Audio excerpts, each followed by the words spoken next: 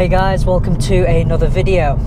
I'm well aware of the fact that a lot of you follow this channel for my CLA 45, and so obviously I will always have content of this here and there, and just, you know, the whole journey of owning this car, as well as you know, the other things that I've got on the channel.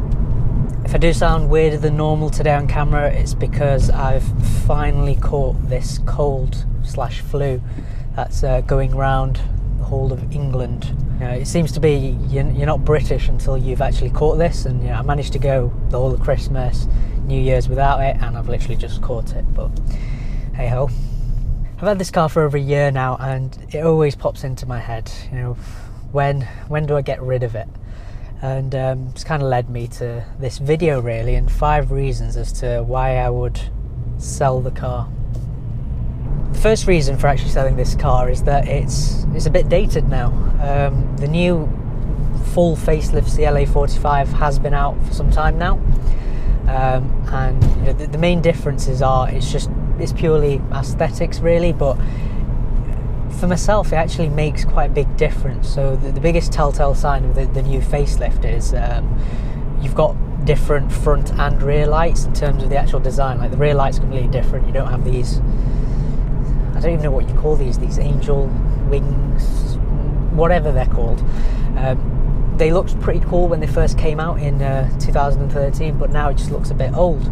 You know, the front lights are different in the sense that you've got a full LED strip rather than the individual LEDs you find on this car, and you know, that's just across the whole Mercedes range now. They've kind of got rid of that.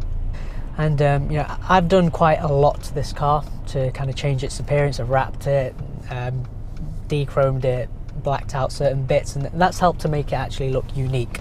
But if you actually remove all of that, if you kind of imagine that I never did any of that,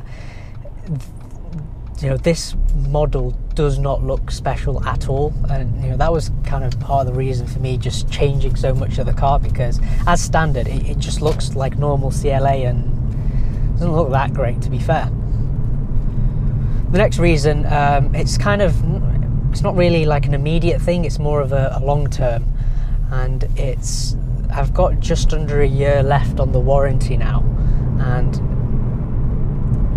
you wouldn't really want to keep a car like this without any warranty or extending it, because you know, in any kind of performance car, the moment things start going wrong, it gets quite expensive. And that's the thing with buying, like when you buy a new car, obviously you've got that initial hit, and new cars are expensive, but you've got the full warranty left on it. You've got usually have like a service pack, that kind of thing. So I would never consider a car that's too old, or you know, that was just completely, you know, had no warranty left on it, no kind of sweetener basically. That only really applies for a performance car. You won't expect something like the BMW 3 Series to go wrong very often. It's a bit of a workhorse, whereas this is not. And that's the second reason, but reason number 2 kind of almost ties into reason number 3, and that's I've had things go wrong with the car, and it's been a bit annoying, to be fair. You know, I've had the car a year, and almost immediately I had problems with the start-stop not working properly. And a lot of people say, you know, just why do you bother with the start-stop? But when you're in a massive traffic jam just around town, it's just, that's the only time you really actually bother using it. But I'd had quite a big problem with it. The launch control was also broken almost immediately after I'd got it. It literally would not work. Initially I thought it was just because of trying to do it in pouring rain, but no, there's an actual fault with a sensor or something like that, so that was an issue. I had another issue that kind of, it was there, but then I think it fixed itself. It was to do with filling the car up with petrol. Each time I did, I actually thought the car had an issue with Shell V-Power or something, but that's kind of fixed itself. But you know, they're just things that you just wouldn't expect. For, you know, this isn't exactly an old car. I hadn't had it long, and just things were going wrong with it, and I expect more things to go wrong with it. It's a 2 litre 4-cylinder engine with almost 400 horsepower. all that stress is actually down on the turbo. That's how they've kind of got the power. They've literally stressed it to the max, and I've heard so many cases of the turbos going on these. Two other people that I know actually have A45s. They've both had turbos being replaced within 3 years, and I'm kind of expecting the turbo to go on this at some point. So that was one of the reasons why I didn't actually want to. A lot of people have said to, you know, would you consider remapping it, get a bit more power out of it? As much as I would like to do that, I haven't got the balls really, because yeah, I'm just worried something's going to go wrong.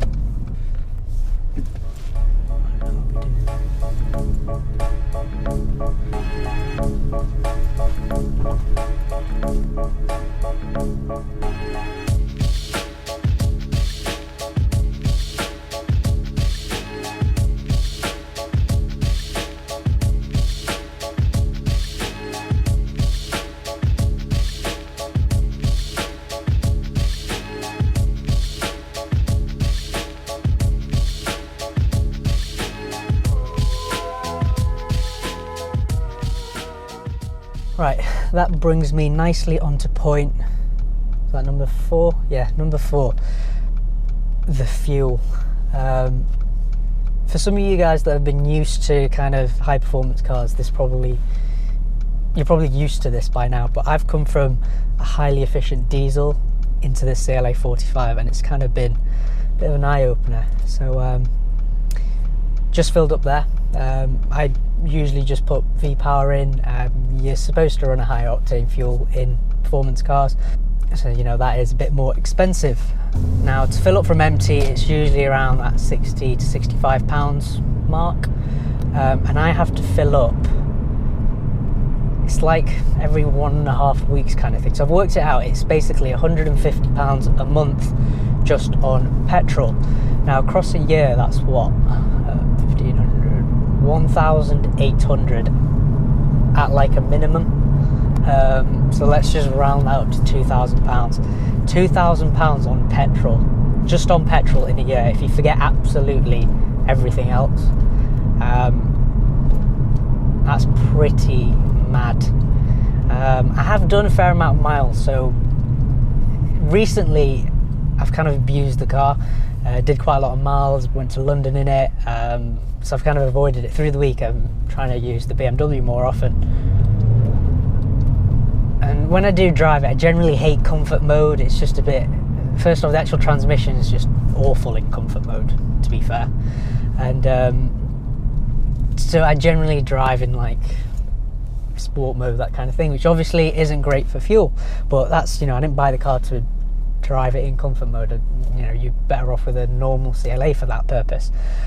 But it's a pretty big consideration, to be fair, because once you factor in your insurance for the year if you're a young driver, because that's also quite hefty, the car needs servicing every single year. That's not cheap either.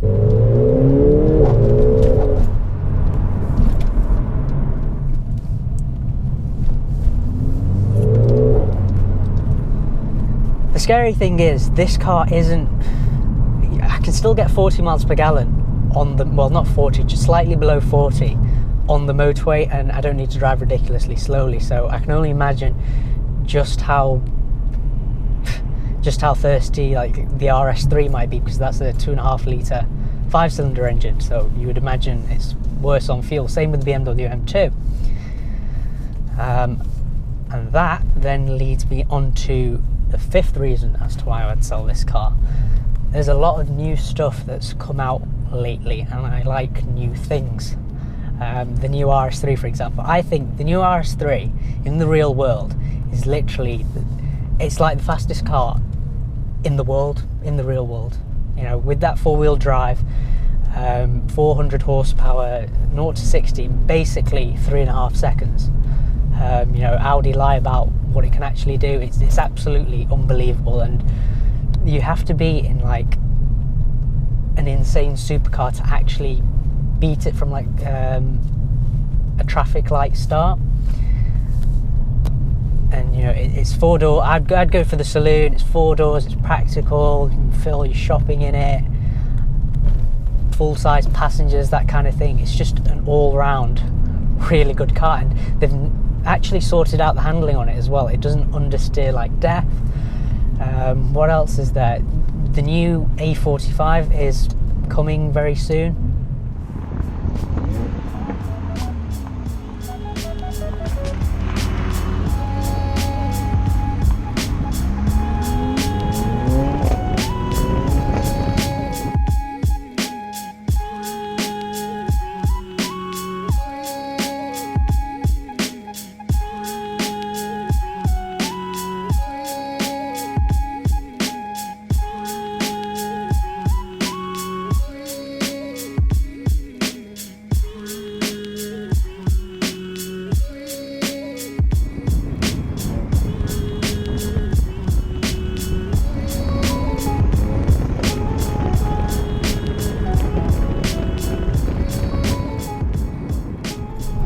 So there you have it, guys. Those are my 5 reasons for selling this car. I'll probably make this like a 2-part video, and next week I'll do 5 reasons why I'd actually keep the car, because it sounds like I'm completely moaning about this car, but there are more positive points for owning this car than getting rid of it, and that's kind of why I've still got it. I'm not like, Fortunately, I'm not quite in the position of someone like Archie Hamilton, where you buy a car, the next videos I've wrapped my car, and then I've put an exhaust on my car, and then I've sold my car, and the whole process continues. It'd be great to be in a position like that, but I'm not quite there yet. Anyway, guys, thanks for watching as always, and I shall see you in the next video. And that is a very nice McLaren that's about to drive past. I think that was a 570 or a 540, I actually don't know. Now I'll end the video.